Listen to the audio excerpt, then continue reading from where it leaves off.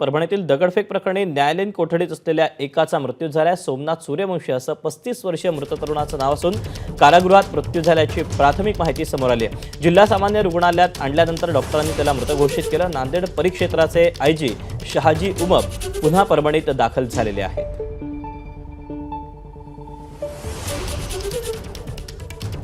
आपण याबद्दलचे अपडेट जाणून घेत पंकज क्षीरसागर आपल्यासोबत आहे। पंकज, काय नेमका प्रकार घडलाय?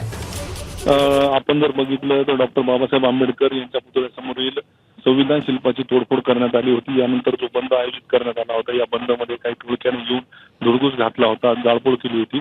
याच प्रकरणाखाली आरोप असलेल्या सोमनाथ सूर्यवंशी या तरुणालाही पोलिसांनी अटक केली होती। एकूण 27 जणांना पहिल्यांदा पीसीआर देण्यात आला होता न्यायालयाकडून आणि नंतर एमसीआर देण्यात आला होता। एमसीआर मध्ये म्हणजे न्यायालयीन कोठडीमध्येच सकाळी आज सोमनाथ सूर्यवंशी या 35 वर्षीय तरुणाचा मृत्यू झालेला आहे आणि त्याची जे काही शवविच्छेदनासाठी बॉडी जी आहे ती जिल्हा सामान्य रुग्णालय इथे आणण्यात आलेली आहे।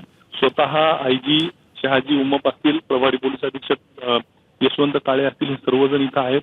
आंबेडकरी अनुयायी जे आहेत ते सुद्धा मोठ्या प्रमाणावर सिव्हिलला जमलेले, सर्वांनी शांततेचं आवाहन केलेले।